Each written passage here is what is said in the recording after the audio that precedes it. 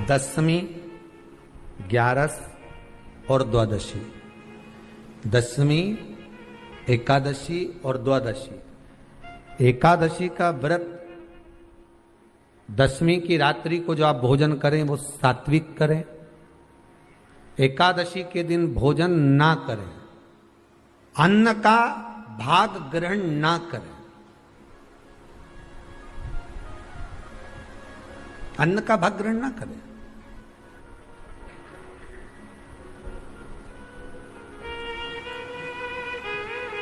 कितना सुंदर कहा है महाराज जी। यदि आपके यहां पर गौ माता है, आपके घर में अगर गौ माता विराज रही है, आपके घर में अगर गौ माता है, गाय की अगर आप सेवा कर रहे हैं, अच्छा कितना सुंदर लिखा है धेनु मानस में। गीता प्रेस गोरखपुर की गौ अंक को निकालकर पढ़िए कल्याण का, उसमें लिखा है ब्रह्म मुहूर्त में सुबह के समय पर गाय की पूंछ को पकड़कर या गाय की रस्सी को पकड़कर जो 2 कदम भी चल लेता है, उसके लिए भगवान विष्णु बैकुंठ का मार्ग और कुबेर का मार्ग प्रशस्त कर कर खोल देता।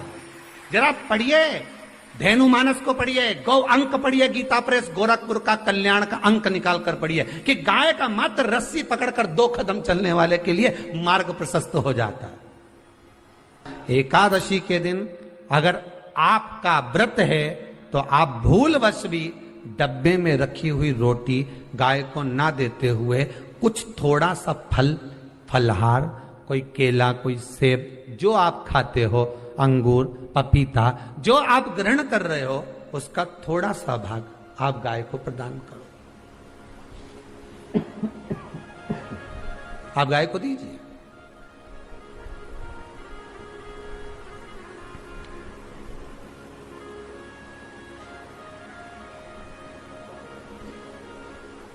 थोड़ा सा भाग आप गौ माता को प्रदान करो, थोड़ा सा।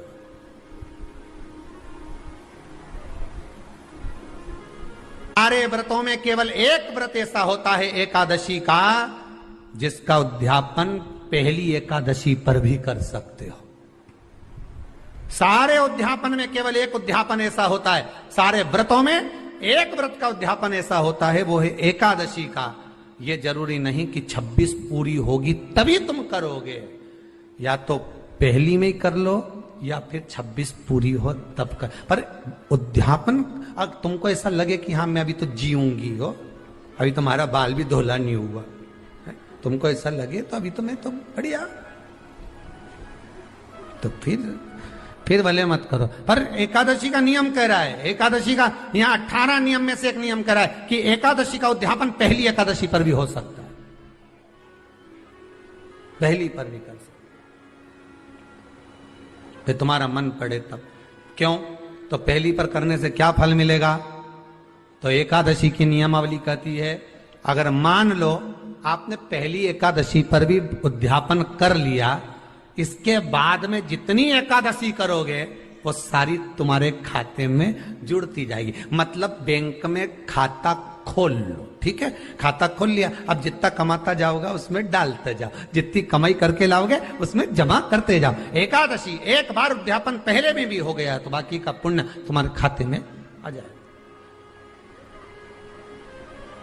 उसका पुण्य। एकादशी का उद्यापन बड़े महीने में माघ शुक्ल एकादशी के दिन, माघ का महीना हो, शुक्ल पक्ष की, जम के बोलिए, एकादशी हो, प्रयास करना कि आप उद्यापन करें। भले 5, 10, 11, 12 जितनी एकादशी हो जाए, 26 हो जाए तो ज्यादा अच्छी है, नहीं तो आप करें तो माघ महीने की शुक्ल पक्ष की एकादशी के दिन आप उद्यापन करें। प्रयासरत करें, प्रयासरत। बड़े महीने के अंतर्गत जो उद्यापन, हाँ चतुर्मास के अंतर्गत उद्यापन नहीं होता एकादशी का, बहुत ध्यान दीजिए हमारा। ये जो सावन भादो कुंवर कार्तिक जो 4 महीना होते हैं भगवान के शयन करने के, इसके अंतर्गत एकादशी का उद्यापन नहीं होता, और इसके अंतर्गत उद्यापन करना भी नहीं चाहिए एकादशी। महाराज एकादशी का उद्यापन माघ महीने की शुक्ल पक्ष की एकादशी के दिन आप बहुत प्रेम से आनंद के साथ करिए महाराज। परंतु एकादशी के उद्यापन में सबसे ज्यादा अगर कुछ जरूरी होता है तो 24 तरह का नैवेद्य जरूरी होता है। कितने तरह का? 24 तरह का नैवेद्य। अब आप कहोगे गुरुजी उद्यापन हम कर रहे हैं एकादशी का, तो उसमें तो फलहार का हमें नैवेद्य बनाना चाहिए। तो फिर ये पुराण के अंतर्गत स्कंद पुराण में ये चीज लिखी है कि एकादशी का जब उद्यापन करते हैं तो 24 तरह का नैवेद्य बनाकर सिद्ध करते हैं। 24 तरह का नैवेद्य जान रख लेना, का हलवा बना लो, खीर बना लो, पूड़ी बना लो, सब्जी बना लो, पकोड़ा बना लो, भजिया बना लो, ऐसे 24 तरह का नैवेद्य अलग अलग चाहिए। पर लोग क्या करते हैं, खोपरा पाक बनवा लेते हैं 1-2 किलो और 24 जगह रख देते हैं। स्वीकृत नहीं है। 24 तरह का नैवेद्य रखा जाता है। महाराज एकादशी के दिन भगवान का पूजन का पूरी तैयारी कर कर मंडल आदि बनवाकर विद्वान ब्राह्मण को बुलाकर, कर्मकांडी ब्राह्मण को बुलाकर जो भगवत सेवा में एकादशी का उद्यापन कराए, उन ब्राह्मण के चरणों को नमन कर कर, प्रणाम कर कर एकादशी का पूजन करवाइए और उस मंडल की पूजन कराकर हवन द्वादशी को कराइए। एकादशी को हवन नहीं। एकादशी के उद्यापन का जो हवन होता है वो द्वादशी को।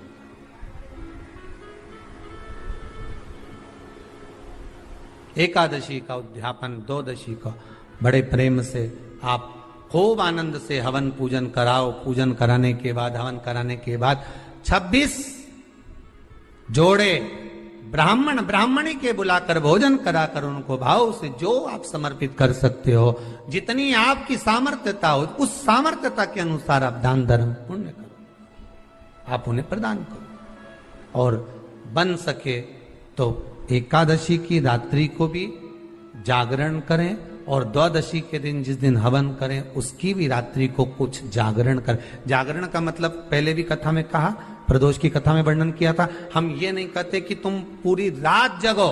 हमारा तो निवेदन है 15 मिनट का करो, आधे घंटे का करो, 20 मिनट का करो, पर रात्रि के समय थोड़ी देर अगर एकादशी का उद्यापन कर रहे हो तो जागरण थोड़ी सी देर अवश्य करें। नहीं कर सकते अकेले बैठकर राम नाम जप ले, भजन कर ले, पर करो। कि नारी के मुख से अगर एक बार निकल जाए कि मेरी जिंदगी तुमसे विवाह कर कर बेकार हो गई, उस समय नारी का साथित्व समाप्त हो जाता है। इसलिए माताओं आपसे निवेदन है, जिंदगी में सारी लड़ाई लड़ना, सब कुछ बोलना, पर अपने पति से यह मत कहना कि तुमसे विवाह कर कर मेरी जिंदगी बेकार हो गई।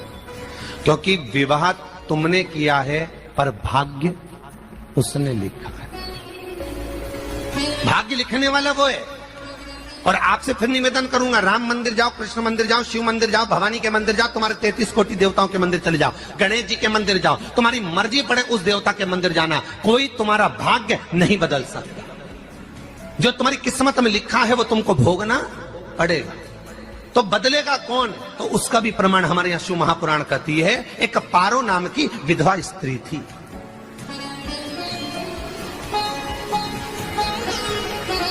क्या नाम है उसका? नाम पारो।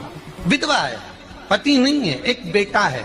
और विधवा स्त्री जो थी वो गर्भ से थी, उसका संतान नहीं हुई थी, पति मर गया था, वो गर्भावस्था में बेटा रह गया और पति चले गए।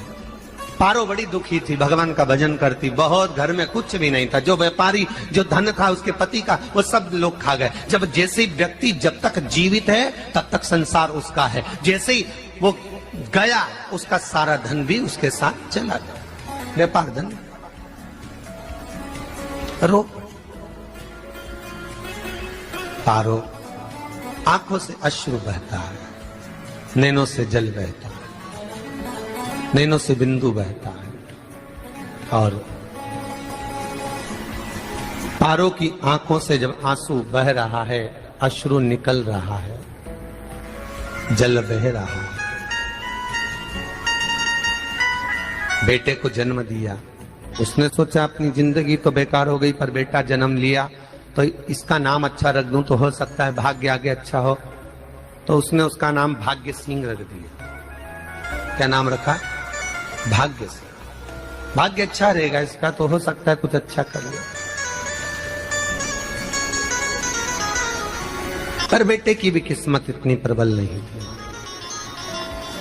माँ जगह जगह बर्तन मांझ कर काम कर कर बच्चे का पालन कर ली। बच्चा थोड़ा बड़ा हुआ। माँ मेरे सारे मित्र सेठ हैं, अब मेरा ही किस्मत, मेरा ही भाग्य ऐसा क्यों है? मेरी ही किस्मत ऐसी क्यों है? ऐसा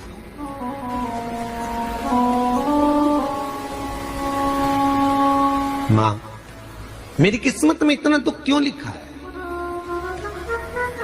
माँ भोजन तक हमको समय पर नहीं मिलता, हमारा भाग्य ऐसा क्यों है? माँ हमारी किस्मत ऐसी क्यों है? माँ कहती है बेटा जो ललाट पर लिखा उसे कौन टाल सका। माँ बच्चों को समझाती है, माँ बच्चों को कहती है, धीरे धीरे समय निकलता है।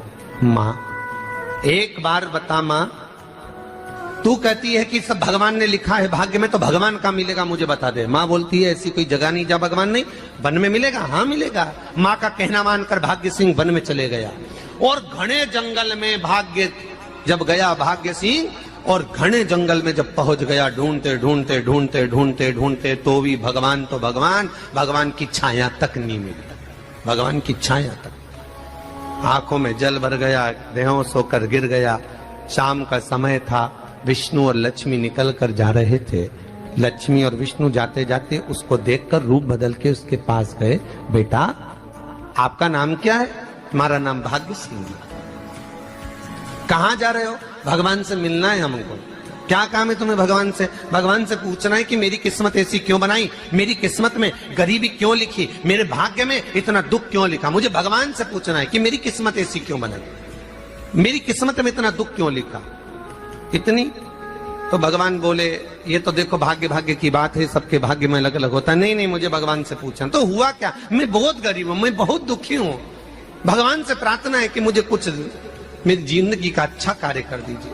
लक्ष्मी जी को दया आ गई। नारायण से बोले प्रभु इसको कुछ दे दो, थोड़ा सा इसके ऊपर कृपा कर दो। नारायण बोले इसके भाग्य में नहीं है लक्ष्मी, इसके भाग्य में नहीं है लक्ष्मी। लक्ष्मी मैं देवी दूंगा तो इसकी किस्मत में नहीं है। लक्ष्मी कहती है आपका काम देने का है, आप तो दो। भगवान ने कहा लक्ष्मी नहीं है भाग्य में, तुम तो दे दो। लक्ष्मी जी के कहने पर नारायण ने उसको एक हीरे का हार दे दिया। ले ये ले हीरे का हार। वो प्रसन्न हो गया, हीरे का हार मिल गया। और हार लेकर वो चला, और चलते चलते उसने सोचा मेरी मम्मी को दूंगा, मेरी माता को दूंगा, माँ बड़ी प्रसन्न हो जाएगी। हीरे का हार लेकर जा रहा था। हार ले जाते उसको रास्ते में इतने में उसको तुरंत उसी समय पर कहीं सोच आदि कर्म के लिए जाना पड़ा। उसने सोचा इस हार को इस पत्थर पर रख देता हूं, अभी आऊंगा वापिस इस हार को उठाकर घर लेकर चले जाऊंगा। और सोच आदि कर्म के लिए वो चल दिया। गया, हाथ धोकर आया, इतने में चील उड़ती उड़ती आई, उसका हार लेकर चली गई। आके रोने लगा। माँ को जाकर कहा माँ किस्मत तो देख, इतना जोरदार हार मिला था हीरे का, पर भाग्य में नहीं था, नहीं मिला। इतने में वो रोता रोता तुरंत फिर भगवान के पास गया। रोता बिलखता फिर पहुंच गया वन के अंदर, फिर भगवान मिले। भगवान ने पूछा अब क्या हुआ? प्रभु मेरा हार तो वो हीरे का, मेरा हीरे का हार ले गई चील। भगवान बोले देख भैया हम तो तेरी किस्मत में था, वो कर दिया, अब आगे तू एक काम कर, ब्रह्मा जी से जाके मिल। ब्रह्मा जी कहाँ मिलेंगे? यहां से आगे जा, ब्रह्मा मिल जाए। ब्रह्मा के पास गए। ब्रह्मा जी ने कहा क्या हुआ? ब्रह्मा जी मेरे भाग्य में गरीबी लिखी है, कुछ अच्छा कर दीजिए। ब्रह्मा जी कहते हैं तुम्हारे भाग्य में जो लिखा है वो तुम्हें भोगना पड़ेगा। नहीं नहीं आप कृपा करो। लक्ष्मी जी ने नारायण से कहा इसको कुछ कृपा कर दो। तो भगवान ब्रह्मा जी ने कहा चलो इसका भाग्य बदलने के लिए एक हीरे की अंगूठी दे देता हूं।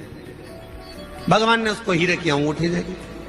अब हीरे की अंगूठी दी, फिर वो लेकर चला। इतना खुश था अब मुझे हीरे की अंगूठी मिल गई, अब मुझे हीरे की अंगूठी मिल गई। इतना प्रसन्न होकर जा रहा था, इतने में इसको लग गई प्यास। इसने सोचा पानी पी लूं। पानी पीने के लिए इसने मुंह को करा नीचे, जेब में रखी थी अंगूठी, वो पानी में लुढ़क गई, लुढ़कते से एक मछली निगल गई, अंगूठी भी हाथ से। देखिए, कोई कितना भी साथ दे दे, पर भाग्य में अगर सुख लिखा होगा तो वो अपने आप मिलेगा, नहीं मिलेगा। फिर आया, फिर मां से कहा मां ऐसा हो। मां ने कहा चल जाने दे, तू रोज रोज बहाना बना के चले जाता है, दिन भर इधर उधर घूमता रहता है, शाम को आता है और बहाने बना के कहां की स्टोरी सुनाता रहता है, ना जाने कहां की कहानियां सुनाता रहता है। चल काम पे जा, कुछ काम कर तो भाग्य बदलेगा। नहीं नहीं मां, मैं सत्य बोल रहा हूं, नहीं माना। फिर चले गया। नारायण ने कहा एक काम करो, अब तुम शंकर जी के पास जाओ, शिव जी के पास गए। भोलेनाथ जी ने उसको हीरे की पोटली दे दी। वो हीरे की पोटली ले जाकर अब की बार सोचा कहीं रुकूंगा ही नहीं, सीधे घर गया, मम्मी को याद करा, माँ नहीं थी। उसने एक लोटे के अंदर हीरे रख दिए, मैं माता को ढूंढ के आता हूँ। माँ को ढूंढने गए, इसमें चोर घुस गए घर के अंदर, लोटा ही ले गए हीरे का।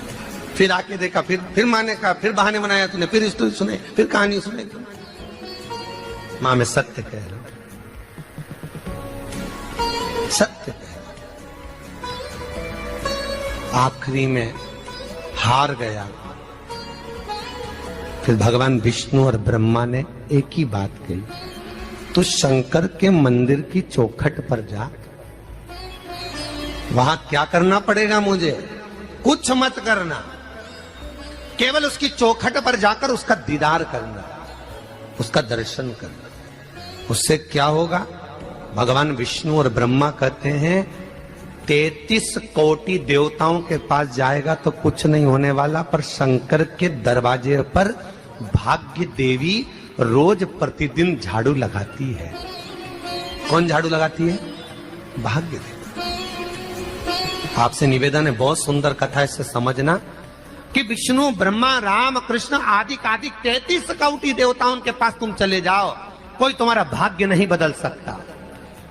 हाँ, अगर भाग्य देवी का तुम स्मरण करो, किसी मंदिर में जाना तो ये भगवान से कहना भगवान लक्ष्मी दो, भगवान से लक्ष्मी मत मांगना, भगवान से कहना मेरा भाग्य ऐसा कर दो, या भाग्य देवी की कृपा मुझ पर बरसा दो जिससे मेरा भाग्य बदल जाए, कुछ अच्छा हो जाए मेरी जिंदगी में।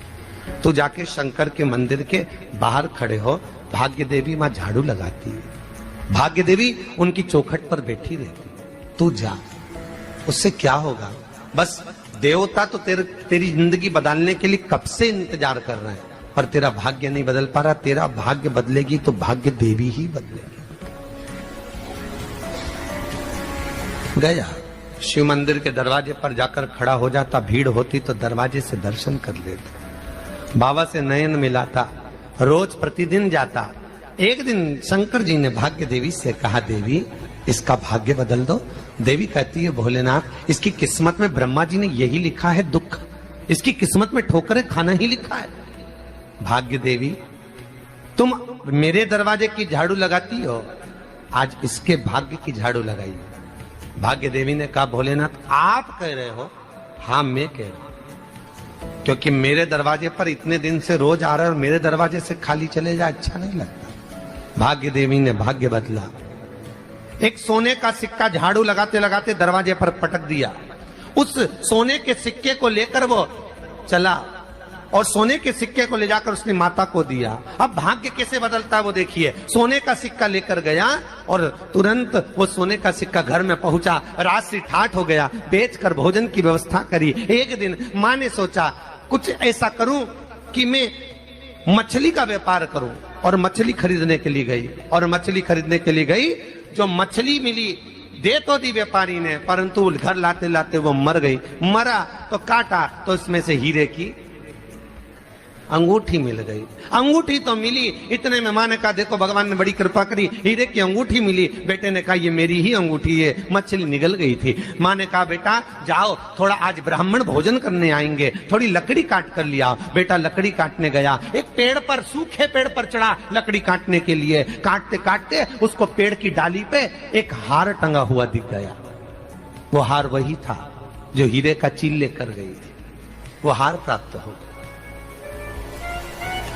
आते आते रास्ते में प्यास लगी, सोचा कहीं एक आध बर्तन मिल जाए पड़ा हुआ, तो लोटा पड़ा हुआ मिल गया जिसमें हीरे पड़े हुए थे। जब भाग्य चलता है तो सारी रास्ते अपने आप खुलते खुलते खुलते खुलते चले जाते हैं। जब भाग्य नहीं चलता तो चाहे कोई हीरा दे दे, चाहे कोई सोना चांदी दे दे, चाहे कोई फैक्ट्री खुलवा के दे दे, तो भी कुछ दिन में ठप्प हो जाए। भाग्य चलेगा तो धन आएगा, भाग्य नहीं होगा नहीं। तो भी कुछ मत करो, क्या करना है बोलो तो। जब भाग्य अगर दिक्कत दे तो कहीं जाने की जरूरत नहीं है, एक ही काम करना है, शंकर के दरवाजे पर जाकर उसका दीदार करना।